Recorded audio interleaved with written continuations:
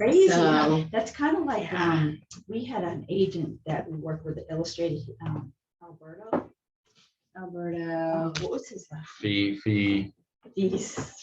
No, how would you want to say Not fee or Anyway, yeah, Figari. Figari. Yeah. And oh my God, Barbie, he was tall and so good Yeah. looking. He was beautiful. And so he's from Peru, sweet as anything. nice. Two gorgeous kids, two boys, and just had a baby girl. wow. So they went to Peru to visit his parents and things like that. And him and his wife and the kids, and they were camping in a very similar area where they had rocks and stuff. Right. And they were camping there, and a big, huge boulder rolled down and crushed him. He was on the outside of the tent. They were in a tent. God. He was on the outside, and Nora, his wife, was on the right, and the kid in the middle just had a baby. Was that like they were in Costa Rica, Peru or No, something? Peru, yeah, Where they he's were in from? Peru, and it was like the same type of thing where they were like mountains, kind of, but they had It was just a falling fluke. debris and stuff, and it was this big, and it was in the middle of the night. And Nora's wife with 3 kids, she didn't know, they were out there like kind of like boondocking, like there wasn't any Yeah. campground, so she didn't have a phone that had service, and it was just awful. Crazy. I don't know the other end of the story, how Yeah. she got help, but he was crushed to death. She couldn't get the rock up. I mean, Oh, geez. it was Yeah, no, Brian disgusting. And was he was coherent. He sat up on his haunches, and of course, Randall heard him yell when he was coming down and ran up to him and didn't want to scare him because Brian's like, well, what happened, dude? 27-year-old. yeah. And Randall lied and said, well, you just fell from up there, so let me go get some help. So he ran back down. Next to the hotel was a home, and it was fireman/EMT, and he had grown up in that house on that mountain. And so he was able to get help and go up there and assist until medical arrived. It's too bad he. It just, yeah, I know. He was, I mean, what a young life. Yeah, Oh, he that's was. awful. Oh, and people are like, oh, are you mad? Why would I be mad? He was doing what he loved to do,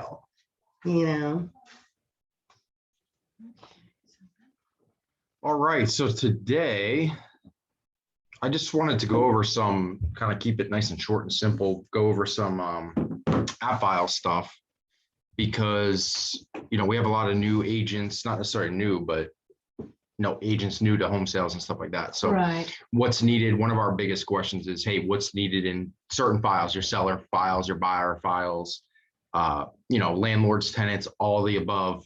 Right. And then also just kind of your normal, how do you edit a form? How do you, add signature blocks, stuff like that. So we kind of just want to do a recap of that stuff. How do we do all that stuff? Obviously we're here to help. That's our job, but we want to make it easy for you guys. If, you're Saturday night and you're trying to, create a file or something and I'm unavailable, or Dee Dee's unavailable, or it's the middle of the night. That way you guys are comfortable doing it. So, cool. And then Barbie, you just asked me any questions, since we're the only one in person, just ask me any questions as far as, during the process or whatever. Not a big deal. Perfect. So let's start. One of the biggest ones I get is how to edit a form, right? So the biggest one is you have your form on AppFile, you have a buyer form, right? So I'm going to create that buyer form. It's done through AppFile, so it already has everything blued out, so you can edit that form, right? So nice and easy. You create that form. You're creating a contract, as is contract. You send it to your clients to sign. They sign it, right? Then you email it off from AppFiles to the other agent. AppFiles does have the ability, if you are working AppFiles to AppFiles, you can actually request a signature through AppFiles to the other agent, who then he or she can put it to her client, and then you don't need to do the whole, now I got to download it, upload it type of thing that you have to do 90% of the time. So if I have, let's see here.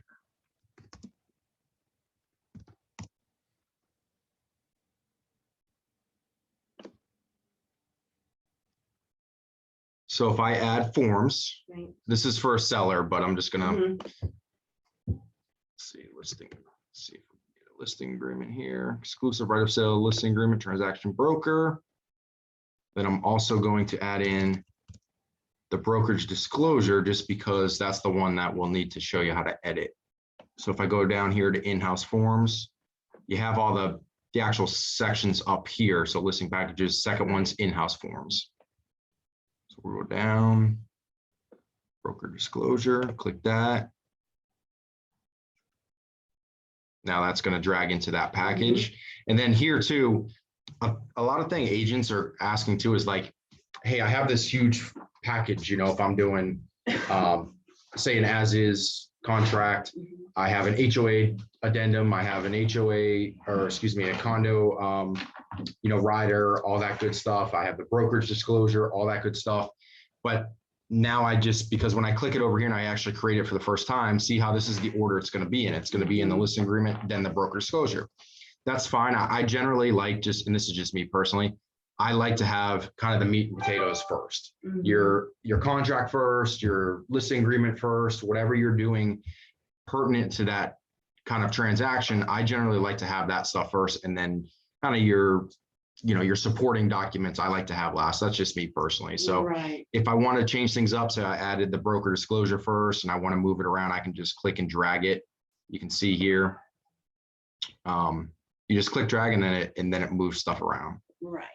So I want the listing agreement back up here. There it is. I just click the 4 bars, hold it, and then move it wherever I want it.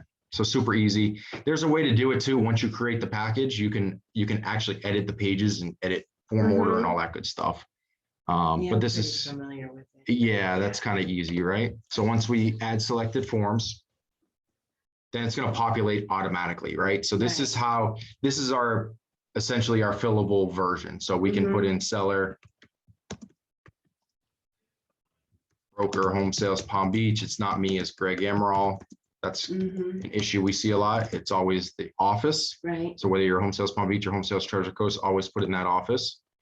And then once I fill this out, you can see that it's already populated the seller and the broker/associate boxes. Yep. So I've sent this to my client via signature request. So say it's all signed, I can actually send via email. And instead of doing it, like if I'm sending it to you, Barbie, and say you're at ABC Realty that doesn't have AppFiles, I'm going to send it to you via email. Then you're going to take it, you're going to put it in DocuSign, whatever form, you know, transaction management you have, which is fine. There's obviously no way around it. And that's when you send it back to me, I'm going to get it in my email and I'm going to have to download it, save it to my computer. Then I'm going to have to go back here. And then that's when I upload the files. Kind of a pain in the butt, because then now I'm going to have, you know, I'm going to have this listing agreement. Then I'm going to have the listing agreement that you've signed. So if I have to make any changes or anything like that, now I have to, you know, really download it, edit the form and all that. And we'll go through that in a minute here. But if I'm back on here, but you can always, going back to this, what I kind of do, just because I'm a little OCD about my files, I like to actually go in here and I'll delete the first one. Right. So if Barbie sends me that executed listing agreement, I'll go through and I can delete this. And I don't know, Dee Dee, if there's a reason why I should or shouldn't, but if this is just signed by my seller or my buyer, excuse me, if this was a contract, and then I send it to Barbie, Barbie sends it back to me completely executed and there's no changes needed. And you don't need you generally don't need this original one that's not executed. So I'll go through and delete that original one so I don't have 2 of them in there. That way, just the executed one. You start getting, if you get a file that there's a lot of files, especially if you're a condo and an HOA, you start getting form after form. You got the condo docs and everything in here. This whole area will get pretty populated and sometimes downright overwhelming. You'll start looking at it and be like, I don't know what's what, you know? And another thing to do too is really label those documents. If I scan something and then upload it, it's going to show up obviously up here in our uploaded paperwork. However, it could be a bunch of random numbers and letters. So any type of form you want to change, you can just click on it. And then right at the very top, you can see your edit button next to your, and then you can just change it.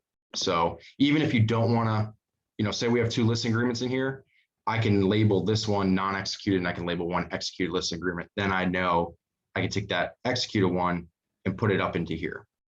So just kind of a way to kind of keep that file a little bit clean. But so if you're going to send it to the agent, yep, right, so they can just do a signature with Yep, their client without having to download and upload. You're sending it, send a signature request, yep. So Okay. if you have AppFiles, I can send it right here. I can actually send it, do signer full name the same way you would do it as if you're doing it to your Okay. clients. Okay.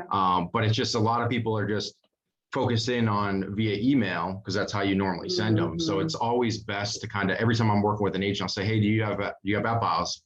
Well, By the even if way, they don't have app files, they can still do it that They way can- because you're asking for the signature request and it's showing them where it goes because you're putting in. yeah. So it'll, like, if I do send a signature All that. request, I can kind of click, all right. I Yeah. mean, this is being a listing agreement, so you're not going to see buyer and seller, but there'll be different populated areas here, fields here that I can click on those. I can put their name. I can set their sellers up, Set for it up. instance, to sign.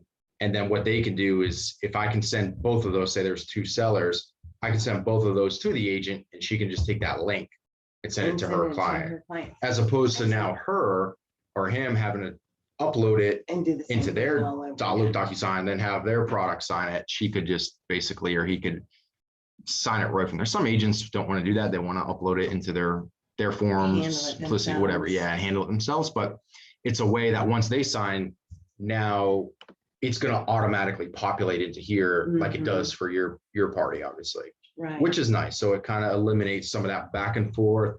Now I got to download on my computer, upload it here, all that nonsense. Right. So it always behooves us as agents to kind of chat before and to say, hey, what transaction management are you using AppFiles? Because if so, I can send a signature request. That way it's easier for everybody. So I try to use it as often as I can. Generally, when they have AppFiles, they're like, oh yeah, they know the product as well. So they'll say, oh yeah, send it on over. Then I don't have to upload it, do all this. So if you're working with an agent with AppFiles, always be alert on that. Just kind of ask them first.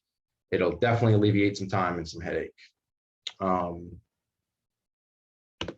once I'm on whatever form I'm on, say Barbie is with ABC Realty that is using .loop or DocuSign or anything but AppFiles. So she has her client sign our contract we're working on. She's going to send it back. I'm going to upload that file. Let me actually see if I can just find one so I don't have to imitate editing a field.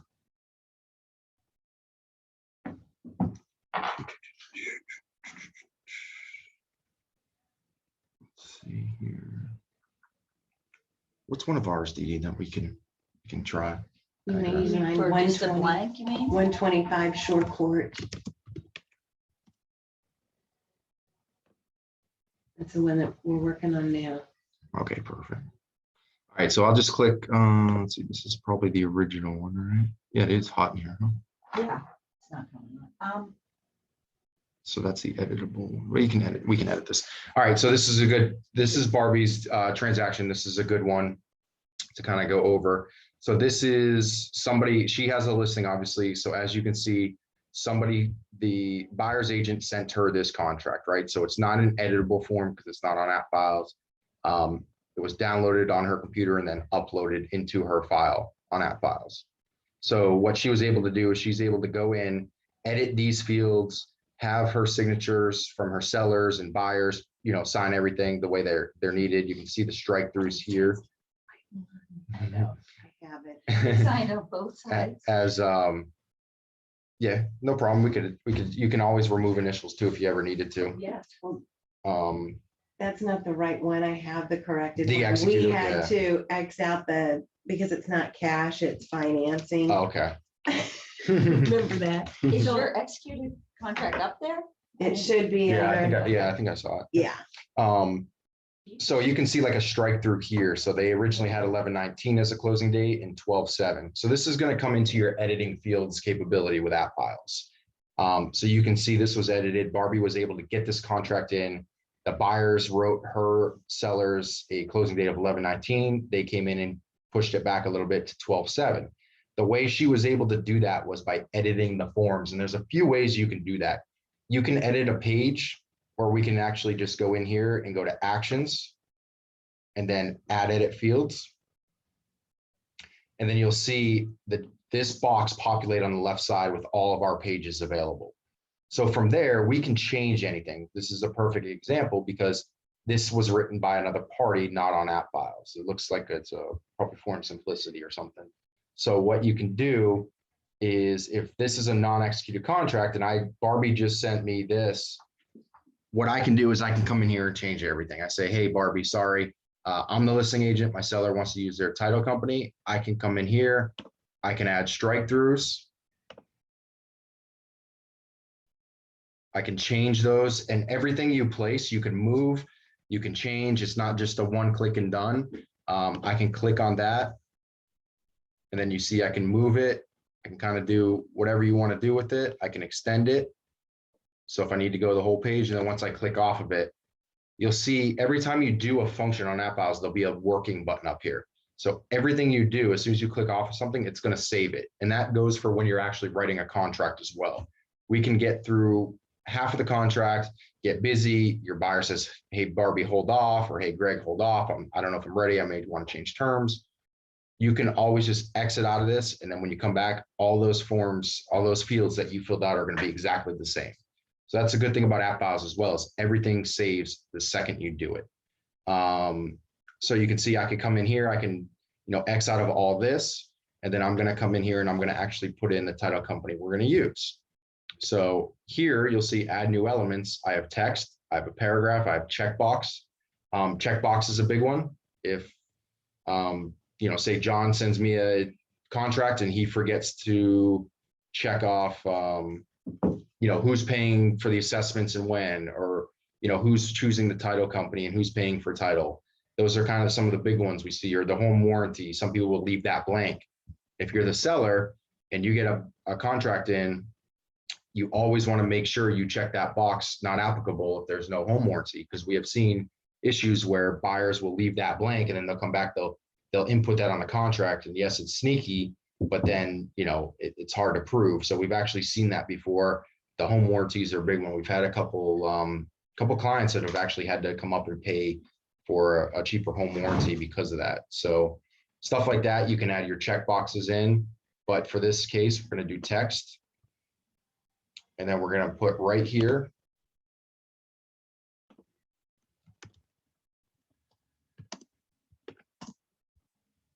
look at spell. I can change alignment. I can do font size, make it bold, whatever you want to do. Sometimes if you're putting numbers over here and it's going to be harder to see, it's on on the edge or something, then you can always make it bold. But there's our producer's title. I'm going to click on it. I can move it around, put it wherever I want. I can put it on top. I can kind of do whatever you guys want to do with it.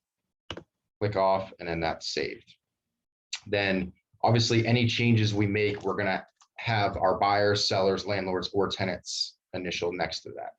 We want to make sure all those changes are initialed. Some people will tell you don't need, I've heard attorneys say you don't need initials next to changes. I've heard attorneys say you do. Regardless, I've always been a fan of doing it, just because that way everybody's acknowledged that change. If I come in here and change the title company and my buyer signs it, or my seller signs it, but then the buyer doesn't sign it, well, there could be an issue where the buyer's agent come back and say, well, we never saw that change. I never initialed that. So it's always best, any change you make, doesn't matter how big or how small it is, always have your client sign next to it or initial next to it. So here I can just go to add initials, seller initials.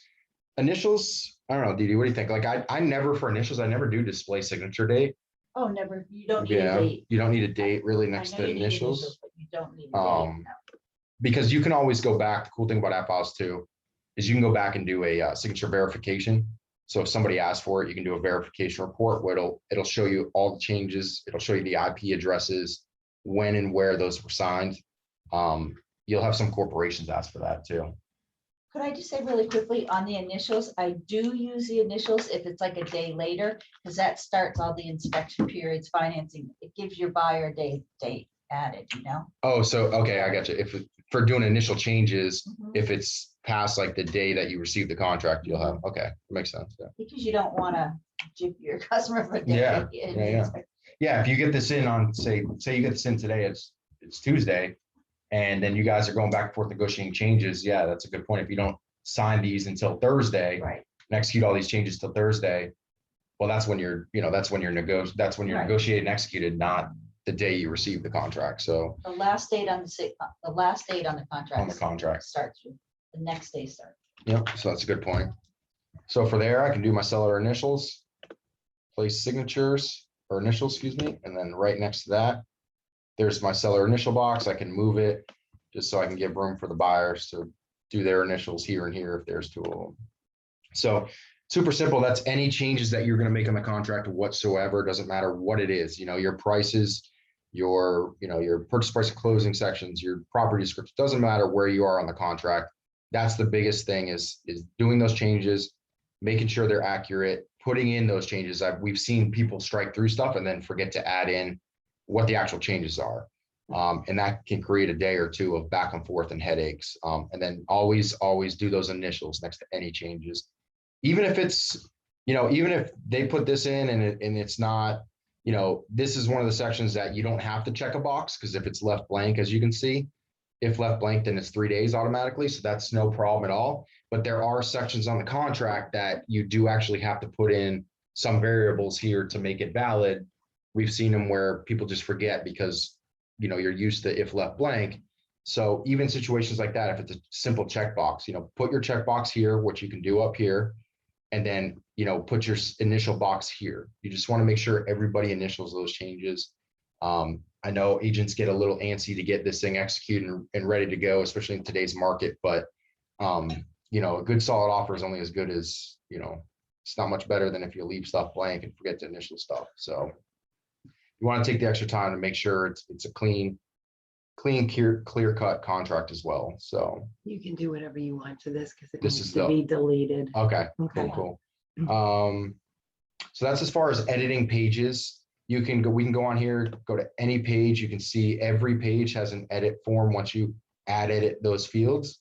So you can come in here and, this is checked, so not a problem, but say you do want to change this. Obviously, I'm going to add a strike through. I can click it and you'll see it populate into yellow. I can hold and drag. Cool. I don't want anybody, this can go from may not assigning, and now we want to allow them to sign. I can add a checkbox here.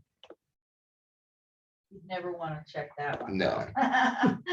And then you're not going to actually be able to check this because you or your client are going to want to check this. I generally will check this. So say I received this contract in from Barbie and she put this in, I want to check this. What I'll do is once I'm done editing everything, I'll come in here and I'll actually check this box for them. And then I'll add my seller signatures, over here, somewhere under here, wherever you can fit it, I'll try to get it next to that line. So you can see here, there's not much space around that change to initial. Obviously, you can't cover up the wording. So put it on that line that change is made. And then what I can do. Click on that and it'll check it for you.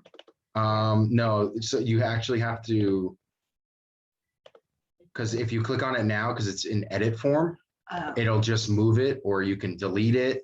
And this is with anything. This actually brings up a good point, is anything that you add in there can be deleted.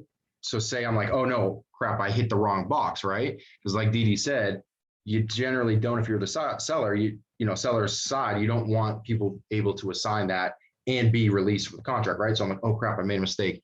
I just click on it. I can click delete selected element and hit OK. You can see there it goes. And then we're going to check the right one. Cool. All right. So they may assign this contract, but they're not released from liability if that assigning doesn't work.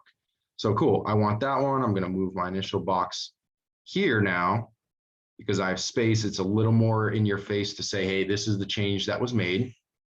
And what I can do is if all my changes are complete at this point, now I can come back. I can close out this contract. It's going to bring me right to that page. Now I'm not in the editing form anymore, right? So I can actually come in and I can check this box now.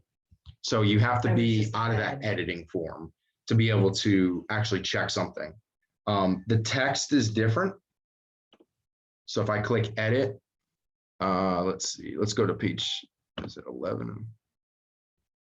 So here's our additional terms. Is it okay for people to see this? Oh, of course. Okay, cool. All right, so say I want to add a paragraph. One of the biggest things is kind of like they have on additional terms here. Seller agrees to remedy any open, expired, or unresolved permits or liens at seller's expense before closing. That's one of the biggest additional terms that's been in, I don't know, probably the last 2 years, maybe. It's been kind of a hot topic. It's already in a section in the contract. But buyers are kind of putting that in there. Not a problem at all. I mean, it's going to generally get resolved at closing and title anyway. So if I want to add something along the same lines, I can actually add a paragraph and say I want it to go down here. There's my paragraph. I can move it wherever I want. So say I was adding in that, this is contingent. If I'm writing an offer now, this is contingent upon my buyer's house selling. I can do a contingency, but I can also add in the additional terms because it never hurts to say things twice, especially nowadays. So you can see I can add in that paragraph, but I can't, because I'm in that edit form, I can't actually write in that paragraph, right? So if I double click it, there we go. So if I double click the text, so any text in edit form, whether it's paragraph or just text, you can add right then and there. So here,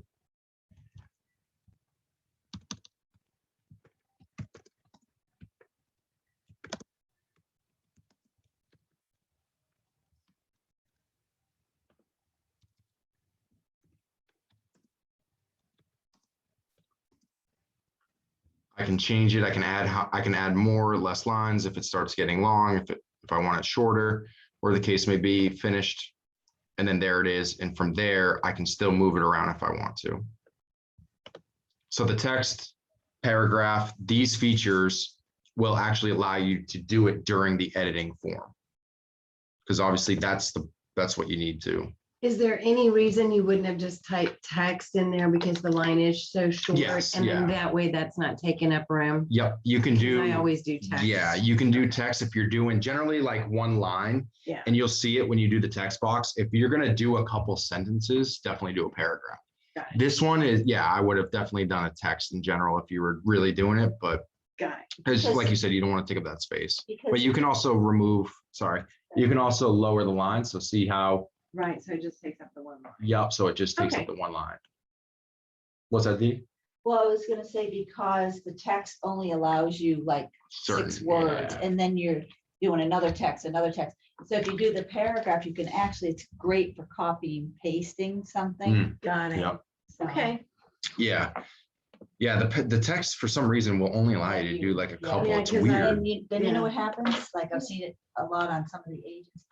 Because you're trying to fit in so much in that little line, it comes out so small you can't even read it. That's why a lot of people say, why is Isn't that is the interesting? print Because so it says I'm small? trying to fit Right. it on the page. Got it. Right. Now see how small it is. And, Okay, that's and. It's not directed at anybody in general. Gonna follow So up if I on it. create, see how, Tiny. so it takes like one line in So that's why there. and tries to Yeah. condense it, so yeah, definitely, like if you're gonna do like 2 small sentences or just 1 sentence, definitely do a text. Anything more than that, do a paragraph, because Got then it. you can always change it. So now I'm like, hey, cool, I don't want this. I clicked on it. I can scroll to the top, delete that element. Okay. And there it's gone. So perfect. And then once I obviously would put my seller initials next to it, I close it out. And then when you come down here, you see you can't edit it because you're not in that edit form anymore. Or can you? Yeah, no. Well, you can. That's weird. Why doesn't it let me do that? But it's grayed You out. can't type though. Weird. It's not supposed to let you. I don't know, it's probably the internet. Weird. Okay. Yeah, just if you need to change that, Because go you back haven't to edit. closed it. Yeah. Close it out. Yeah. There you go, close it, and then you can reopen it, and then it won't allow you, I don't It's weird. Hmm. Yeah. Click it. There it is. That's better. think. So you can just click on that one box and edit it, which is nice. I just didn't know why it was like coming up grayed out almost, you know what? Yeah. But you can. So as far as editing forms, you know, that's going to be your best bet. That's going to be your easiest thing. Your next thing would be, I want to show you guys the broker disclosure, because that's kind of one of the biggest questions.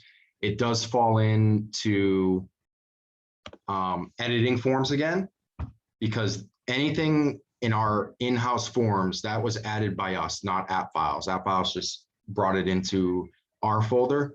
So basically, it's not going to already be set up for signatures or initials, anything like that, or dating or anything like that. So if I have a contract up, let's do an as is.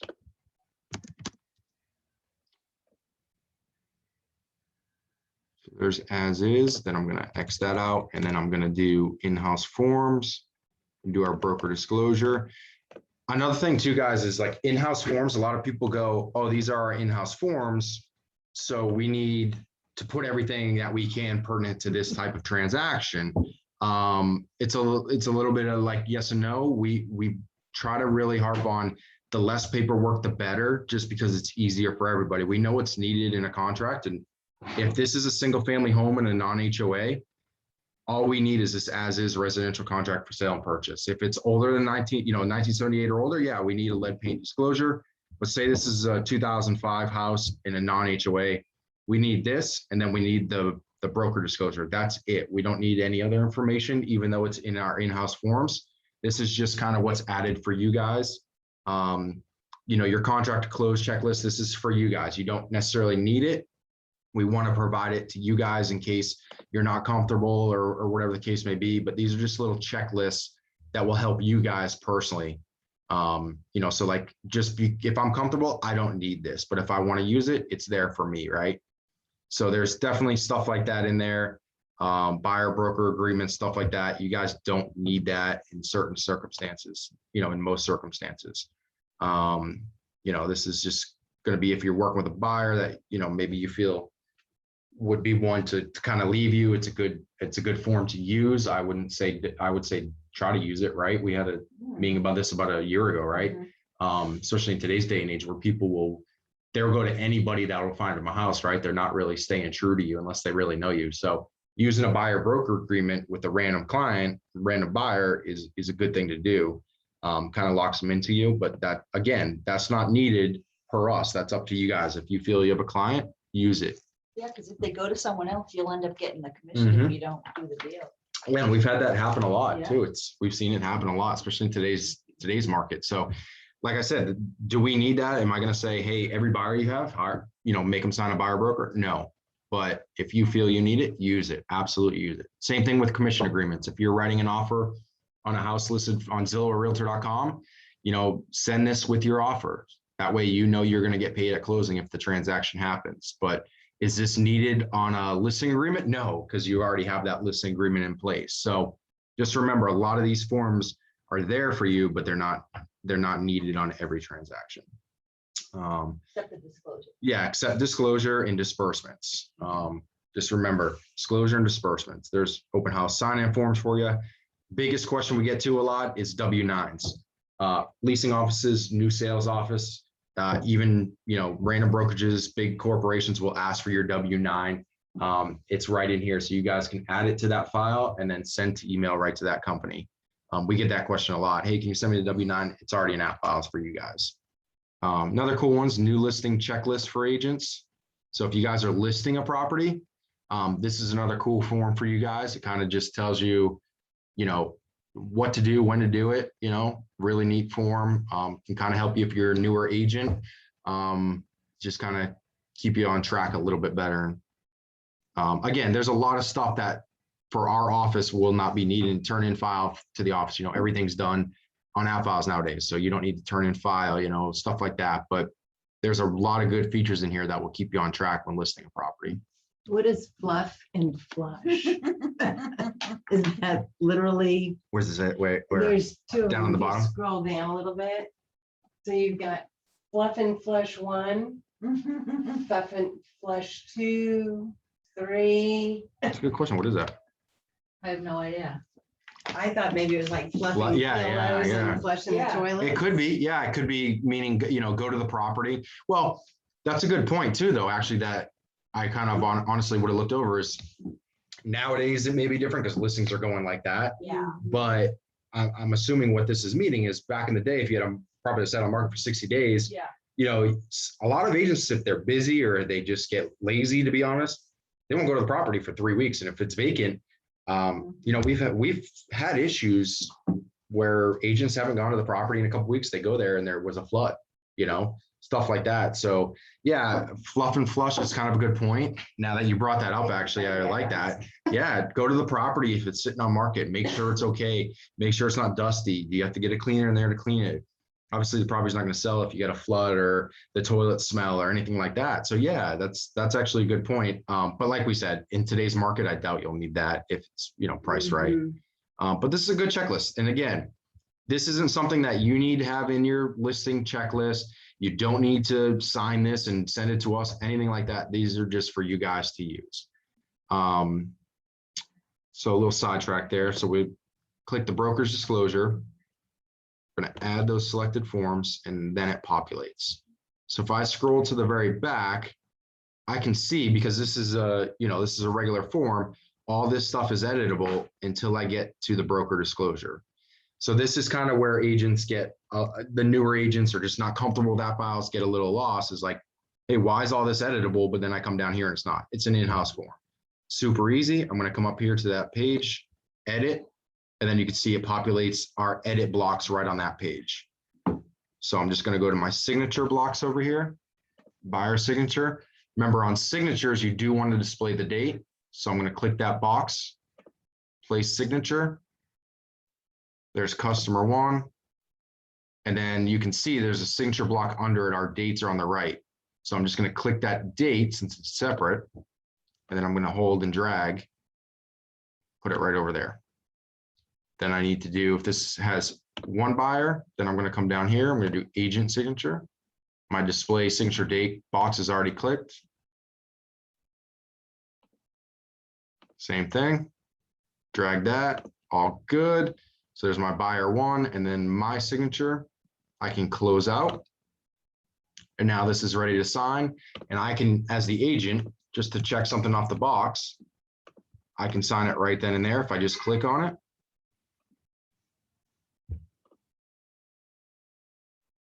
And there it is, all signed by me with the date. So now I'm good to go. I need to send this out to my client. Request signature. Start a signature request. This is one of the biggest things we also run into as well. When you're doing a signature request, if there are two buyers or two sellers or two landlords or two tenants, every signature request is separate. So you can see up here, we have a signer full name. If Barbie is our buyer and there's two buyers, I'm not going to do Barbie and then I'm not going to go and type in two different names, right? See how I can't? Like, or I can, but it's not going to allow me to do two signature requests at once. That's not how you do it. We've had agents try to do that. A signature request is singular. It's going to be by itself. So once I have Barbie's name in there, I'm going to click. These are our signature fields on the left side. So I'm going to click buyer signature. You can see that the agent has already signed, and you can see buyer signature is also requested on the broker disclosure. Then I'm going to come over here to the initial fields, click buyer initials. Now Barbie is all set up to sign. What you don't want to do is come in here and also click buyer signature too. If there's two buyers, I don't want to click that, and I don't want to click this. What that's going to do is it's going to enable, when I click these checkboxes, it's actually enabling those checkboxes on the whole contract. So if I send this to Barbie right now, what's going to happen is when she signs the initials, it's going to sign BL on both boxes. Then when I come back in here to do the next buyer, there's not going to be any room for them to sign or initial, and these will be grayed out. So see how the agent signature is grayed out? That's because I already signed it. So as soon as I uncheck these, as soon as I send this and I come back in to do my second signature request, these will be grayed out up here. all your buyer signature ones and initial ones will be grayed out. So then I'm going to come back in here, do my second signer and click their signatures and initials with the parentheses 2 next to it. Because we've had that issue a lot, is multiple signature requests being activated at once. Just, it doesn't come out, doesn't work like that. So once I get her signed, yep. And that's the other biggest thing too, is activating these client editable fields. You don't have to edit these at all. So this is basically like a blank page. Think of it, just click next. And then once you put in that email, you're good to go. You'll click next. It's going to notify, it's going to say who it's going to notify. I'm on my AppFiles, so it's obviously going to automatically notify me. So if I was on Barbie's AppFiles, if I was in Dee Dee's AppFiles, it's going to let them know automatically. From there, I can check who I wanted to do. For you guys, you'll see your name up here as users, and then you'll see admins Dee Dee and Greg.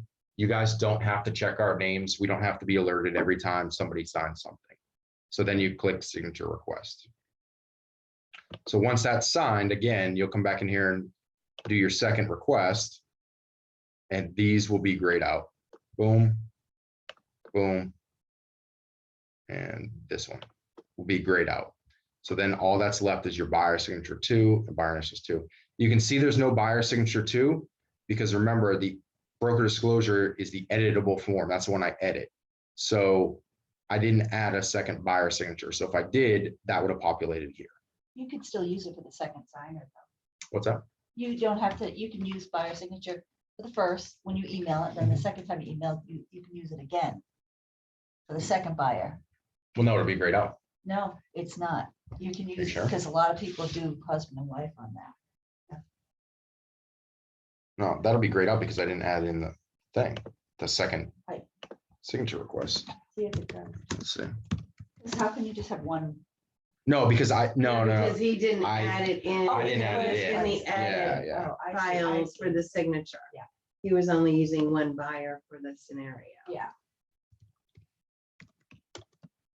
I want to show that though, because I want to show the agents what it actually looks like when it does request. So boom, I sent it to Greg. It's going to populate. I can see I have an active signature request here. I just got it in via email. So then what I can actually do is now say I sent this to Barbie.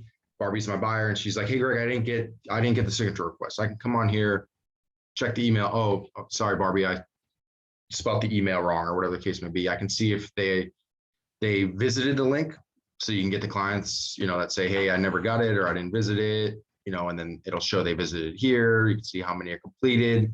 We get that a lot, is like buyers or sellers or anybody that's not comfortable using technology, they'll sign it like individually, and then they'll forget 1 or 2 spots. Oh, I'm all done. You guys will get those emails saying, "Hey, the signature request is complete." If you don't get that, then it's not completed. So you can jump on here and see the active signature request, or I can resend it. Sometimes it gets lost in space. But now if I'm going to do my buyer 2, if there were 2 buyers, see here how it's buyer signature requested. If I only added 1 on the broker disclosure. So if I added 2, the buyer signature 2 would be here. Put buyer signature 2 up there and see if it. So buyer signature 2, no, just because I didn't add it on the Okay, disclosure. okay.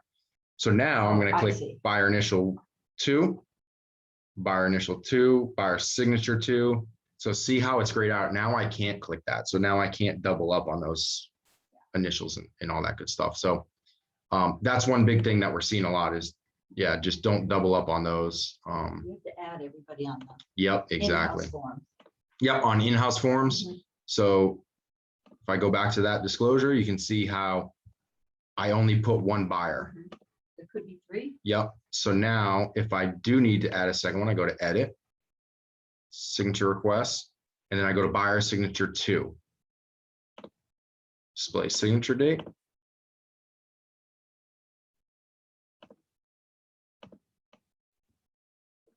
Boom. So there's that one. Now I can close it. Request signature. Just so you guys can see. Now see how that buyer signature 2 block is there on that broker disclosure. So again, just buyer signature 1, buyer initials 1, send it out to that individual. Come back, do another signature request for your buyer 2, do another signature request for your buyer 3, so on and so forth. So super, super easy.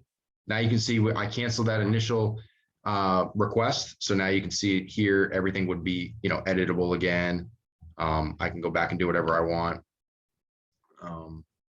Yeah, so that's that. Kind of with AppFiles, those are the issues that we're kind of just seeing come up a lot. And again, it's a lot of the newer agents, a lot of agents that just aren't familiar, whether you're new or whether you're just not familiar with AppFiles. Those are kind of some of the biggest questions that we receive. So we kind of want to go over that. We wanted to make sure that your files are clean, clean, clean. I know every meeting I say this, but the other biggest thing that I'm seeing personally, and Dee Dee can probably attest to this, is not adding in that uploaded executed contracts. So if I have a seller or I have whatever the case may be, a buyer, say I place an offer on a property, I can go in and I'll see the initial as is contract with my buyer signatures on it. I sent it to the other agent. We executed it. The other agent sent me a copy to my email, but I never downloaded it and uploaded it into my AppFiles for my buyer. That's one of the biggest things we see. Well, we're right on AppFiles all day long. Hey, is this executed? Is this dead? Or is this dead? People say, no, it's executed. There's no executed contract in there. It'll be just a buyer file with one as is contract signed by the buyer, nothing executed at all. So guys, please, please, please do not forget, if you have an executed contract that is not through AppFiles, you have to upload it. You have to put it in that file, and you have to put it in that executed contract checklist if there is one on that file. When I ask, they go, yeah, I have it. I'm Yeah. like, oh, that's good. Mhm. Now can I have it? Yeah, that's the biggest thing is we need to update these files. We need to stay on top of it, because if we don't see an executed contract in there, and I don't get a response on AppFiles, if it's 2 or 3 weeks, I'm gonna kill the file, because for us it's dead. I can reach out. That's what we do. We don't just kill them. We reach out on AppFiles. We'll say, hey, is this dead? And if we don't get a response, I'm gonna kill the file. And we have people that call back and say, hey, it's not dead yet. You guys just respond to that, whether it's via email, whatever the case may be, respond to it so we can know what's going on. We can stay up to date. And the reason being is we want to make sure, number one, everything's in that package for you. Everything's in that file, because we want to make sure you've uploaded everything you need to do to stay on top of the contract. We've had issues where people forget HOA applications, people forget HOA disclosures, people forget condo addendums. Like, it happens. So for us being able to have a file that's clean, ready to go, and upload it to the best of our ability, we can audit everything. We can make sure you're good. And then most importantly, for you guys, if it's getting up to closing date and say there's no addendum, we're going to bug you about a disbursement. We want you guys to have your disbursements in there so you can get paid at closing. We run into that issue every now and then where agents will forget disbursements, and the title companies are just going to cut us a check, and then we'll receive a random check in the mail. Sounds great, but it's really not as good as you would think. I don't like it, and Barbie can attest to it for accounting purposes. I don't like it, more importantly, because you guys don't get paid at closing, and we pride ourselves on getting you that disbursement, getting it to the title company on time, so you guys can get paid before us. Dee Dee has something extremely valuable to say. Extremely. I just have a couple things. You see on this file right here, we don't know who that is. Okay, so Paulette, Trace, okay, yep. Just because a lot of people do that. So that's a great point. That's another thing is we can see when we come onto the file, we can see, all right, this is Susan's file, right? We can come down and see this is Reggie's file. This is Dawn's file. This is Kristen's file, Diana's file. This, we can't see what file it is, right? So for us, we have to click on it. We have to make sure, we have to see who it is, etc. So when you guys are setting up the file itself, make sure you input that stuff. Click I on don't want to click on it Look to because show I don't how want to to show who, change it. yeah, but I don't want to show. Well, they don't know how to change it. Well, the file name should be the address. And the file name should be the address. But Exactly. a lot of So- times, if they're a renter or something, they don't know where they're renting, but they need paperwork, so they.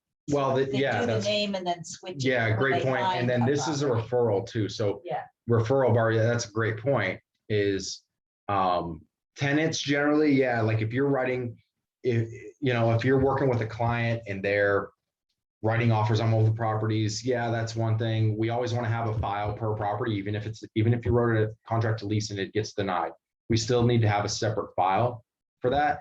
But yes, when you're working with them, like tenants are one thing. Buyers, sellers, we 150% need the address up here like it is. So like this one's set up perfectly.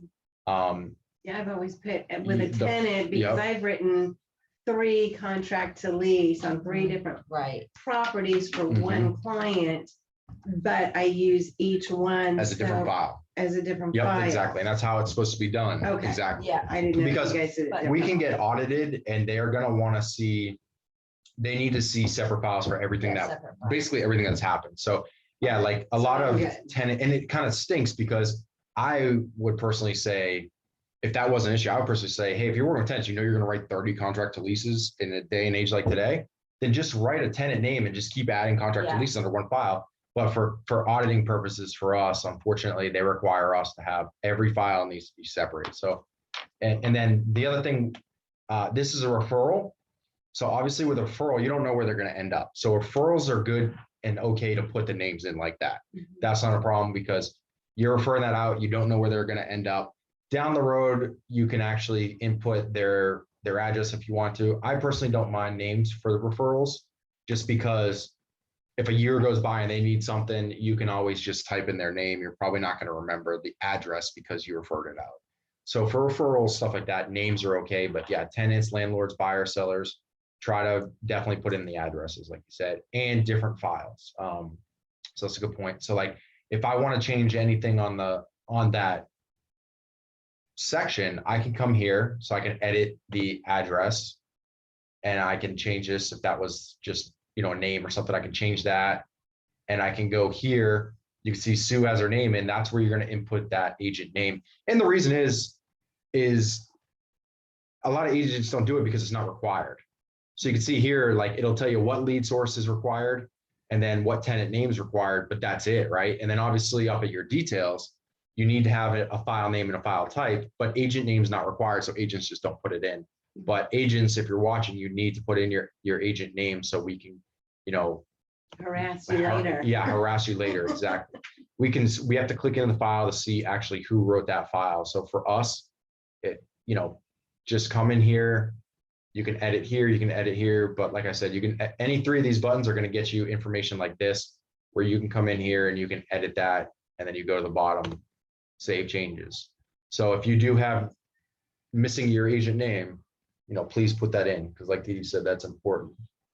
I know for rentals though, it's really okay because sometimes people that are efficient, right, Barbie, will put in we'll get a customer and say, just send me your credit reports and everything. I'll start a file. So it's really good to just put their name in because it's good to get all prepared before you do. So that's why it's okay if we see that, like Reggie's probably just starting a file for that guy and he probably just has. Okay, and that's, and maybe like you guys, I'm a little OCD because I keep track of all of my paperwork on my computer and my network. Yeah. So I would have Greg and Dee Dee Amaral as a file, and everything that I get that's paper, I put in that file, and then if I need to, then I can upload everything from that to AppFiles. So once you actually write a contract to lease, that's when you would create a file. Then that's when I can create. And that's a good point. Yeah, So I agree. Yeah. It's probably double dipping, but it's also CYA. No, I agree 100% because it's always good to have stuff saved on your computer as well, as long as it's secured, because what if something happens with AppFiles one day with their servers or something? You don't know everything. It's good to save it in here because this is where, number one, it needs to be saved. And then number 2, if something does go wrong, obviously you have it on your computer. So you kind of backing it up essentially is a great point. Because if that wonder if you say, oh, that's a dead file and it gets deleted. And then you say, oh, wait, I need their credit report to start another file. So exactly. And so the other thing, if you could go to, I just have a couple things, if you could go to a file. Real quick. Just a random one? Yeah. Doesn't matter, buyer or seller? Listing? Okay, so the only couple things I notice a lot is if you scroll down. Yep. people have, okay, see what Greg, see this is, says executed contract. Mhm. You need to move that up.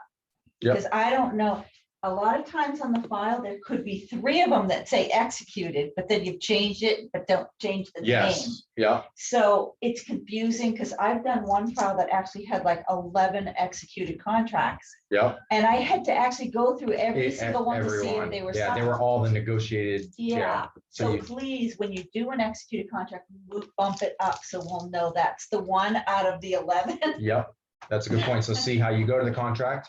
So you go to, I already put it up there, but any form you want to move, you go to section. As soon as you click on that form, you open up that form, right up here, go to section. So guys, just read it. Just take a minute and just read it, understand it, because AppFiles is very easy. It's very user friendly.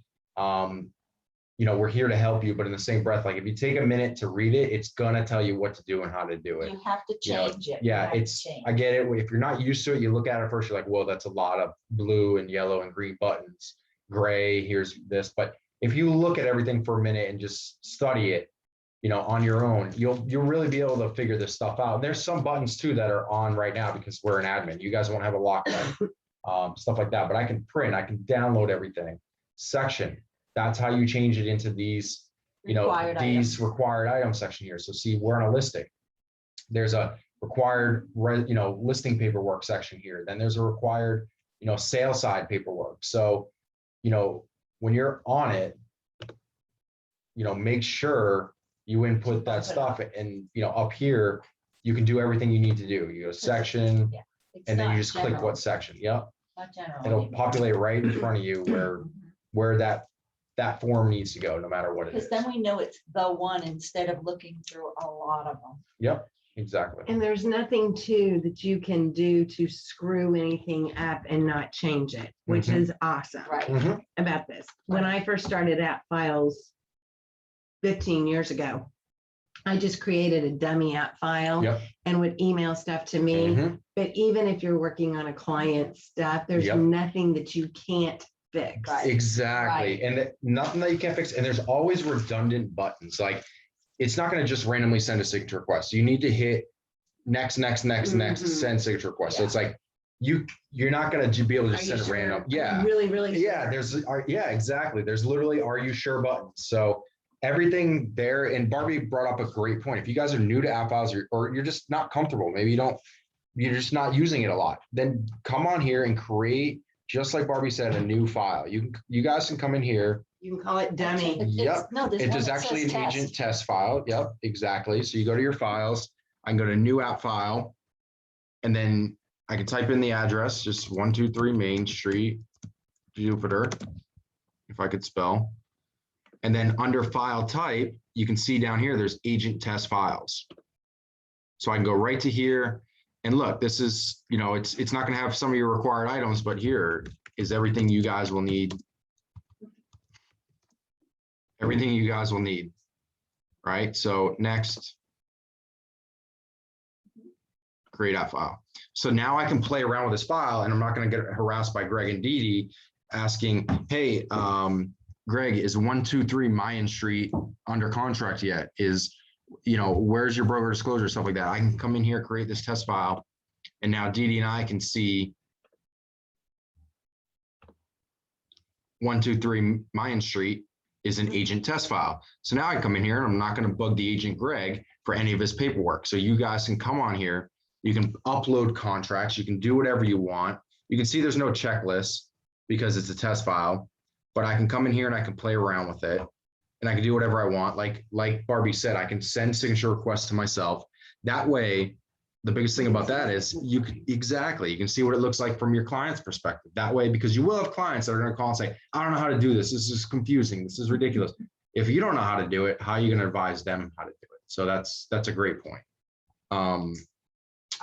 If you move Mika's pretty picture down, you'll see that this is the admin, but I think if you would, like if Barbie's program was up here, it does say not delete, but I think it says trash on it. So you can trash your own files, right? Yeah. I think, Yeah. yeah, for a, I don't think it's Yep. delete, but you can trash it and untrash it on your I own. Yep. think so. Yeah, And one of the biggest things too, which we've harped on a lot, is changing the status. yes. If you guys, you'll take a lot of weight off DD and I's shoulders if you guys can change statuses by yourself, because we audit this every single day. But with that being said, is if you have a buyer, you have an executed contract, but you have yet to upload it into your AppFiles, we'll look at that and just see the original contract. We'll say, hey, this thing was never executed. We'll make it dead. That's kind of going back to what we were at. So if I come in here and I know that Barbie just sent me the executed contract, I can come right in here and I can change this to pending buyer, pending listing, whatever. And that alerts DD and I as soon as I save that. So see how the color changes up in the file. Now it's a pending buyer. So when I come under here, We're looking for disbursement. yeah, well, I deleted it. That's the thing, I know, correct. but But then that's a next step. yep, it'll actually say in here, pending buyer. You can see here, pending buyer, stuff like that. So these could be executed. We don't know, so for you guys, that's one thing you guys can do is you can't create a dead listing. You have to upload let us know on the file. Hey, Greg, this is a dead listing. Hey, Dee, it's a dead listing. But regardless, you can make it pending listing, pending buyer. That way we can jump in, we can go, all right, this is pending, but I don't see a contract. Hey, Joe, can you upload the executed contract? That's also another thing that I'll do is if something dies, for example, if it's a Mhm. CTL Mhm. and we don't get it, is next to the address so that admin is aware, is I'll put trash or delete this file or That's good. something like that Yep. next to the address, so you know that it's Good. done. Yep. So that you can do that, or you can just create an update.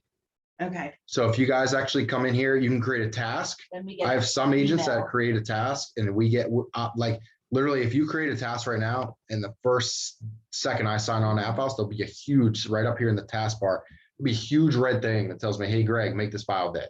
Okay. If So, you put it yeah. next to the address, we won't see it. Yeah, like, So it okay. has to be. yeah, like alerted. Yeah. we can see it, but the problem is We like, don't check it. say, yeah, like if say you wrote that a month ago or even Right. 2 weeks ago, and with everybody uploading stuff, it may be on the second page. And if I don't So just audit put it, it under create a task. Yeah. yep. Then So we if you're get an under email. create a Then we'll task, get it. we'll get an email, will be Got it. boom right up.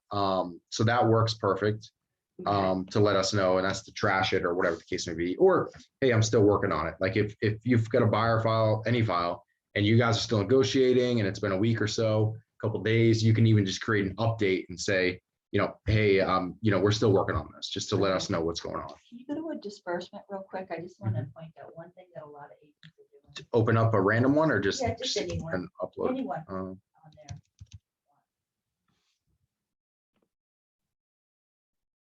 I just want to show. Which a lot of people do.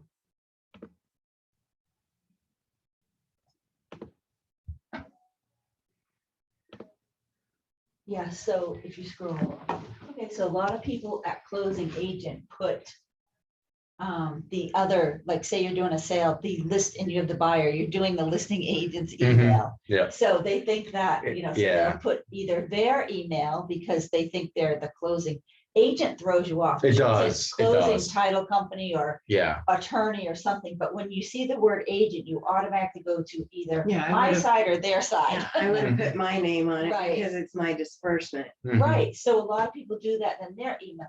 So, but we just really need, and not even the title company, but the agent's name, like preferably the closer who's gonna be Sean or releasing the Olivia, or funds, whatever. right?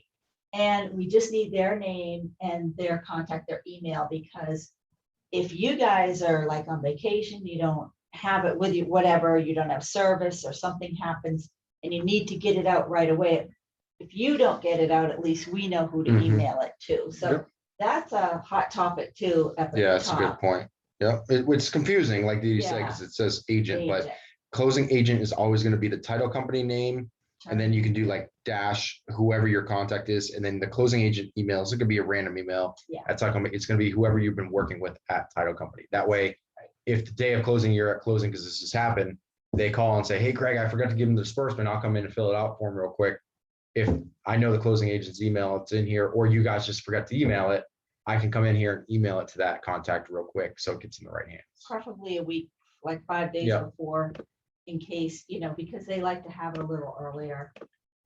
So Yeah. So the other big thing too. one thing on the disbursements, if I could just add, some people put them in there and click, broker signature, because Greg has to check the math. And once he signs it, you can send it off to the title company. But if he has like 100 a day or what, I'm just saying, he's on I wish that would be overload nice. or he's not 100 here. disbursements a day would be I'm real being nice. positive. Guys but got to get on it. Let's get 100 a day. you might have filled it out and sent it to him 2 weeks ago.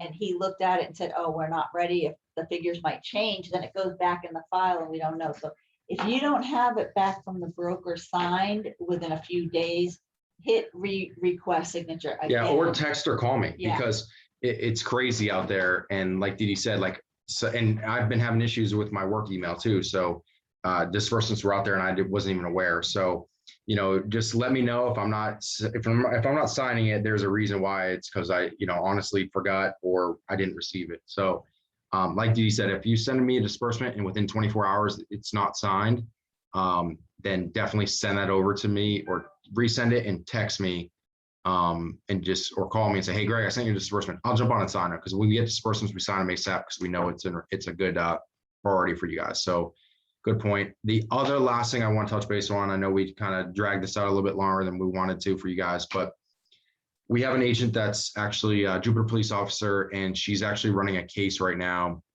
regarding wire fraud. And this is huge. This has been happening forever, but this has been a big hot topic for the past few years. An agent advised, and this is not an agent in our office at all, but an agent on that case that she's working on advised their client to wire funds, their remaining deposit, to a random email they got, which was not the title company, ended up being wire fraud. They lost $76,000. And now the agent and their brokerage is on the hook for that potentially because the agent informed their client to actually confirm that wire. As agents, if you never listen to one thing I say on these things, listen to this. This is the biggest thing. Do never, ever, ever, ever advise your clients to wire anything to anybody. Tell them to call the title company. Title companies, if they already have your wiring information, if you've already wired them your first escrow, they're never going to call back or they're never going to email you more specifically for those wiring instructions again. So that's a huge thing, number one. And a lot of title companies will say on the bottom of their email, I know Sean and Libby's at producers say it, there's a disclosure saying we will never email you for this or this or that. So, keep an eye out for that. Never, ever advise your clients to send any money anywhere though. The way you go around that is if Dee Dee's my client, she says, hey, Greg, I got an email in, should I wire that? Instead of saying yes, go ahead, wire that $76,000 over like that agent did. And I would tell Dee Dee, I'm not going to advise you to wire that over, to call the title company directly. Because if I call Olivia, and that's who our title company is, and I get a random email that looks like it's from producers, that's what they're doing nowadays. So if I call Olivia directly on the office line, say, hey, Olivia, you're asking for my wire information. She would say, no, I didn't do that. We already have your wire information. So there you just avoid losing $76,000 for your client. So as agents, never, ever, ever advise your client to wire anything anywhere. Always advise them to call the title company directly before they do anything, okay? It's one thing if they have the wiring instructions to producer's title, for instance, and they know tomorrow is the last day of their second deposit. Well, go ahead and wire it because you have the exact wire instructions. But if somebody reaches out to you, that client, advise them to call the title company directly. Unless it's a rental, and then you can use Greg's broker wire instructions. Yeah. If you're not going through title. Just to add one other note too, is that wire instructions are highly confidential. And a lot of these hackers will put, this is a confidential source, yada, yada, yada, that your client should know. Anybody can put this is confidential information for anything. So anything having to do with wire instructions, money, social security number, employment number, anything like that, Secured. Always make sure you use a secure line and make sure it's directly from the person you need to talk to, whether it's Sean, Olivia, Whoever whatever. it is. Yeah. And that happens a lot with other title companies. You're the buyer and you're not working with a familiar title company. You'll get an email in from, you've been working with ABC Title And then all of a sudden you get an email that looks like it's from ABC Title or whatever, and you're, hey, this is fine. You'll wire the funds over. And the problem is they can't get those funds back. It's not the bank's fault. You initiated the wire. You approved it. There's unfortunately right now there's no repercussions for it. Bank's not going to refund you the money. The guy who stole it's not going to refund you the money. The title company's not going to refund you the money. And that's where the lot. So then it goes, well, whose problem is it? Well, it's the agent that advised the client to wire it. So therefore it's coming from the brokerage. It's coming from the agent. So you guys keep an eye out for that. That's huge. And if it comes up and you're not sure, Mhm. call the Yep. police, call your title company. Exactly. Mhm. Yep. Report it. And Yep. report it. Yep. Exactly. And on one note, I would say also with rental companies, sometimes customers will say, we'll put you in the middle of that and, oh, here's my social, if you could just do this, but information, but yeah, just, that's why we have these tenant screening companies, is so that you don't have to have anything to do with it. You just give them the website and let them go on and do it themselves. But a lot, sometimes agents just try to be super helpful and say, oh, I'll start this for you if you can't get to it till tomorrow, but just don't get in the middle of any of that. Mhm. Most people know that, but Yeah. So that's about all we got for today. But yeah, like we said, that's a huge issue that one of our agents is actually working a case on. So never, ever, ever advise your clients to wire anything anywhere. Have them reach out to that company directly if they get something in stating that, so, but yeah, if you guys have any questions, just give us, myself or Dee a shout. We're always here for you guys, and we appreciate you joining. Talk to you soon. Oh yeah, Christmas party. We have, I think, like 22 RSVPs, 25 hours, something like that already. Friday, December 17th, 7 p.m. at Trattoria and Carmine's down on PJ Boulevard. Bring spouses, husbands, wives, all good. It's really good time too, because it's really so pretty. Gonna be fun. It's gonna be nice weather, so we're gonna be probably sitting on the back patio outside, so it's gonna be really nice. Nice sit down. So yeah, you guys have any questions, give me a shout. If you want to come, RSVP please, so we can give them a head count. In the meanwhile, just give us a shout if you need anything at all. Take care. Bye, guys.